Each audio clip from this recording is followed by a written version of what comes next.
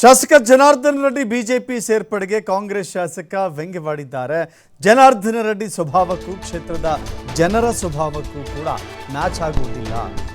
Janardhana Reddy dictatorship ಇಲ್ಲಿನ ಜನರಿಗೆ match ಆಗುವುದಿಲ್ಲ. ಈಗ ಮತ್ತೆ ಎಲೆಕ್ಷನ್ಗೆ ಸ್ಪರ್ಧಿಸಿದ್ರೆ 50,000 ಮತಗಳ ಅಂತರದಲ್ಲಿ ಸೋಲ್ತಾರೆ. ಜನಾರ್ದನ ರೆಡ್ಡಿಗೆ ಶಾಸಕ ರಾಘವೇಂದ್ರ ಇಟ್ನಾಳ್ ಸವಾಲ್ ಹಾಕಿದ್ದಾರೆ. ವಿಧಾನಸಭೆ ಚುನಾವಣೆ ಬೇರೆ, ಲೋಕಸಭೆ ಚುನಾವಣೆ ಬೇರೆ. ಜನಾರ್ದನ ರೆಡ್ಡಿ ಬಿಜೆಪಿ ಸೇರ್ಪಡೆಯಿಂದ ನಮಗೇನು ನಷ್ಟ ಇಲ್ಲ ಅಂತ ಹೇಳಿ ರಾಘವೇಂದ್ರ ಇಟ್ನಾಳ್ ಹೇಳಿದ್ದಾರೆ.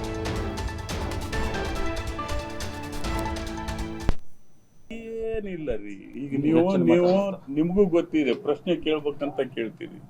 ಜನಾರ್ದನ್ ರೆಡ್ಡಿ ಅವರ ಸ್ವಭಾವ ಇಲ್ಲಿ ಜಿಲ್ಲೆಯ ಲೋಕಸಭಾ ಕ್ಷೇತ್ರದ ಜನರ ಒಂದು ಸ್ವಭಾವ ಮ್ಯಾಚ್ ಆಗ್ತಾ ಇಲ್ಲ. ನೀವು ತಿಳ್ಕೊಳ್ರಿ, ಜನಾರ್ದನ್ ರೆಡ್ಡಿ ಅವರ ಡಿಕ್ಟೇಟರ್ಶಿಪ್ ಏನಿದೆ ಇಲ್ಲಿ ಲೋಕಸಭಾ ಜನರ ಅದಕ್ಕೆ ಮ್ಯಾಚ್ ಆಗ್ತಾ ಇಲ್ಲ. ಈಗಲೇ ನೀವು ಜನಾರ್ದನ್ ರೆಡ್ಡಿ ಅವರು ರಾಜೀನಾಮೆ ಕೊಟ್ಟು ನಿಂತ್ರೆ 50,000 ಲೀಡ್ನಲ್ಲಿ ಅವ್ರು ಸೋಲ್ತಾರೆ.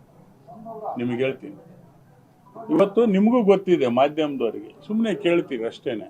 ಈ ಚುನಾವಣೆ ಬೇರೆ, ಆ ಚುನಾವಣೆ ಬೇರೆ. ಲೋಕಸಭಾ ಚುನಾವಣೆಗೆ ಎಲ್ಲ ಪಕ್ಷದಿಂದ ಇವತ್ತು ಮತ ಹಾಕ್ತಕ್ಕಂಥ ಕೆಲಸ ಆಗ್ತದೆ.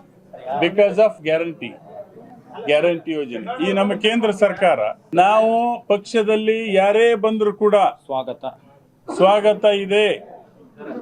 ಪಕ್ಷದ ತತ್ವ ಸಿದ್ಧಾಂತವನ್ನು ಮೆಚ್ಚಿ ಬರ್ತಕ್ಕಂಥವ್ರು ಯಾರೇ ಇದ್ರು ಕೂಡ ಸ್ವಾಗತಿಸ್ತೀವಿ ಅಂತ ಹೇಳಿ.